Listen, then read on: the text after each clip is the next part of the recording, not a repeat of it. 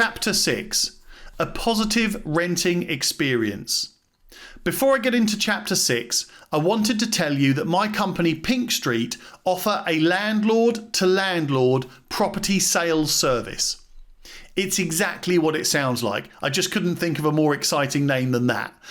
If you've got a property that's currently tenanted, then my company provide a landlord-to-landlord property sales service, which means you don't have to evict a tenant and the landlord that's buying doesn't have to find a new tenant.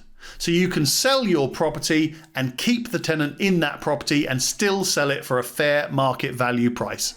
First of all, just book a valuation. It's tom@pinkstreet.co.uk, or you can call me or the team on 02392 864 555, or you can just search Pink Street anywhere, you'll find us and you can book it through our website.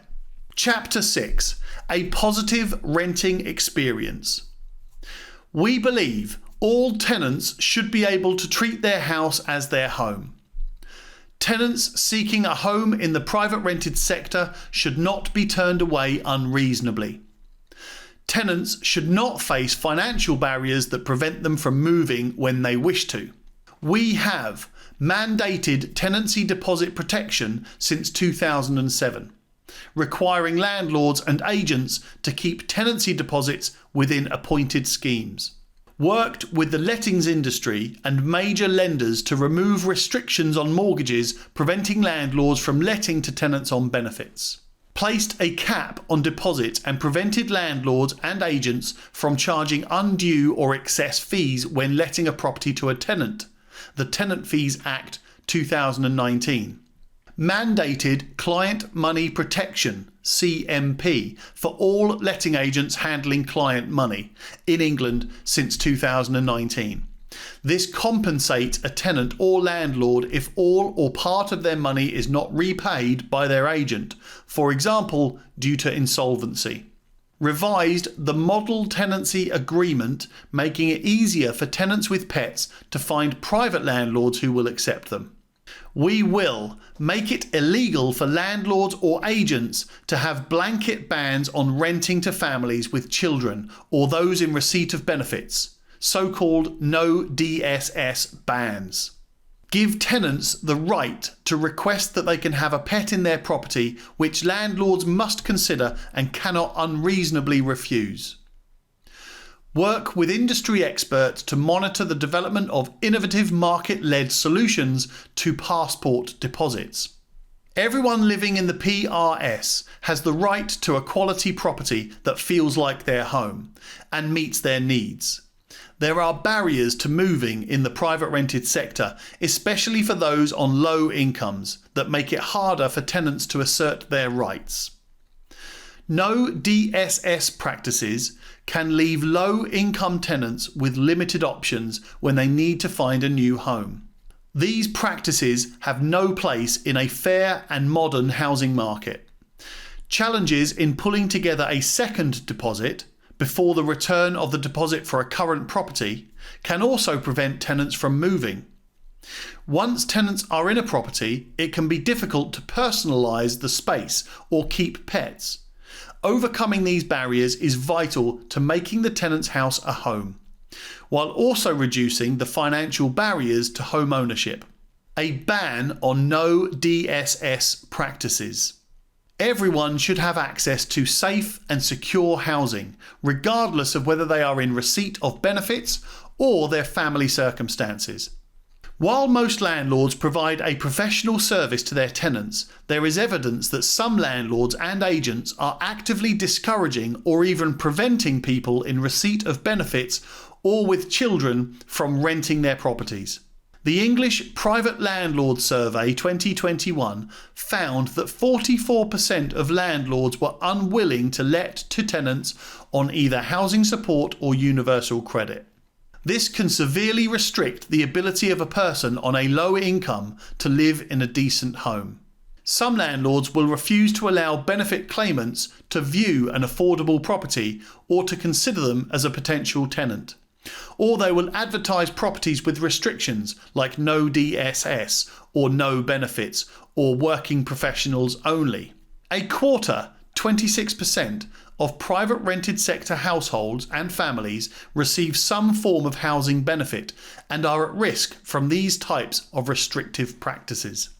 Quote, being in receipt of benefits is a hurdle when trying to find a rented property. It is hard to find within my price range and landlords' agents tend to favour those in work.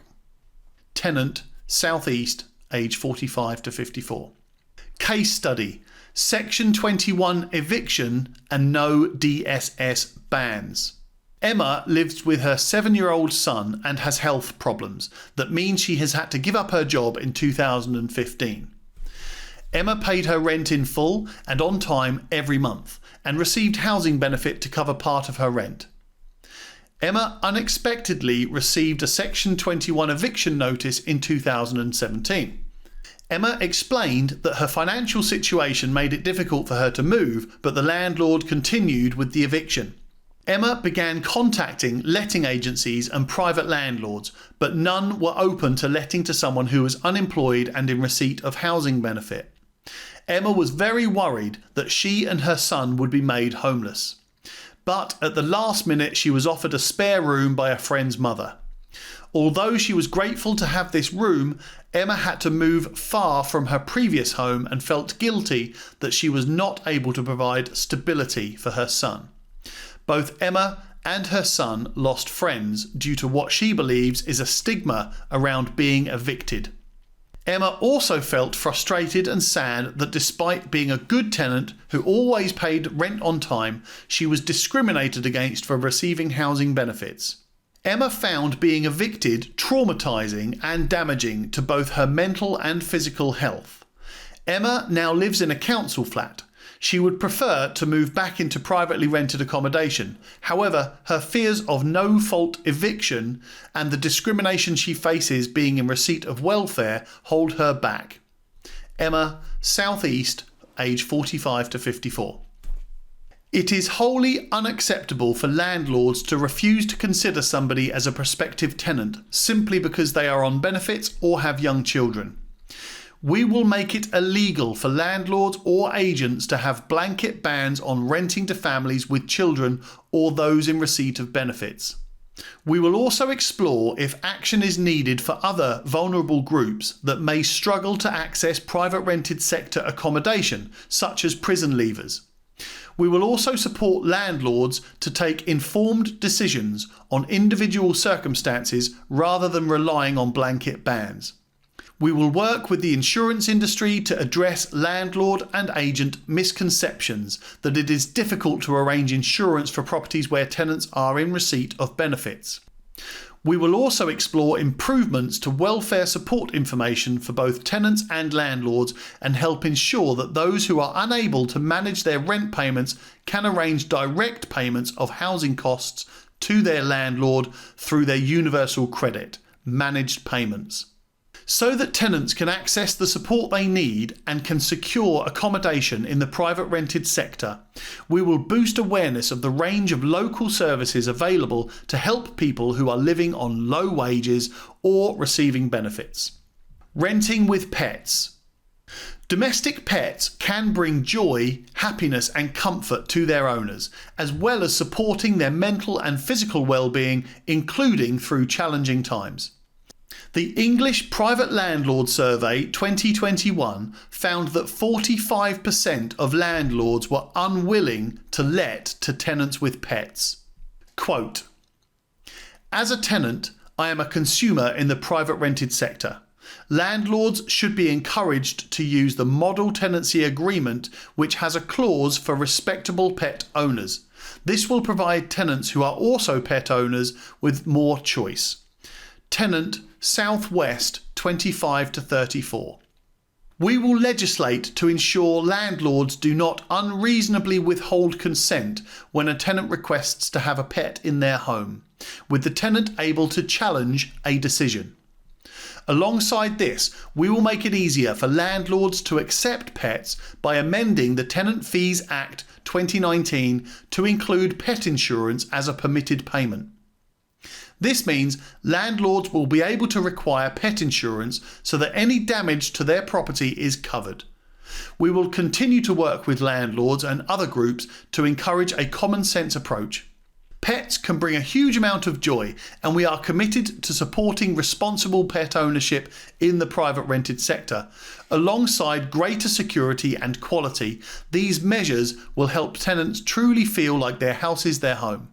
We will also encourage landlords to allow reasonable requests by tenants to redecorate, hang pictures, or change appliances, provided they return the property to its original state when they leave. Passporting deposits. Coming up with a new deposit before the deposit for a tenant's current home has been returned can be a challenging barrier to moving within the private rented sector. This limits tenants' options and means that some tenants stay put in substandard accommodation because they can't afford the upfront cost to move elsewhere. The lack of financial security can also push home ownership further from renters. Private renters incur moving costs more frequently than social renters and homeowners, and spend more of their income on housing. Collectively, this affects their ability to save for a deposit on their own home.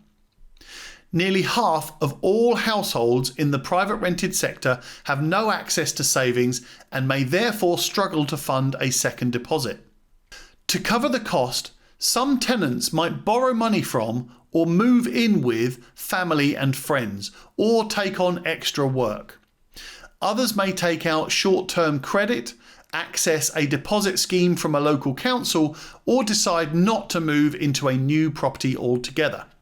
Quote, "I've been renting in the private rented sector for 7 years. The main barrier for me is the substantial upfront cost of the tenancy deposits when moving between properties. This is because of delays in receiving my original deposit to use for my future property. In the past, I have had to borrow money from family or use credit cards to cover tenancy deposit costs."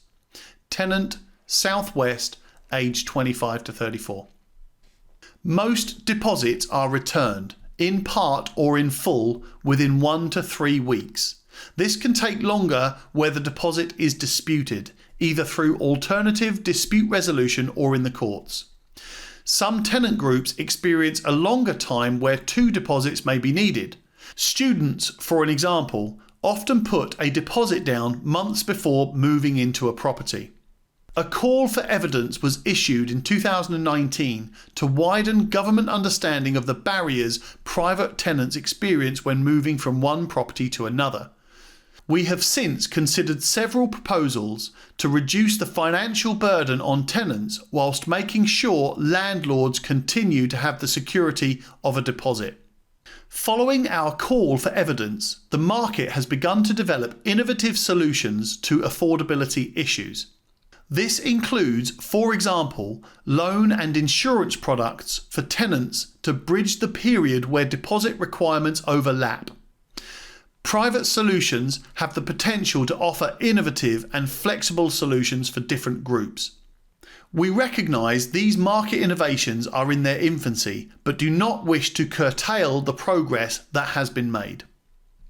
Therefore, we plan to monitor market-led solutions that aim to reduce the problems experienced during the overlap between tenancies with our expert industry-based working groups such as the Tenancy Deposit Protection Working Group.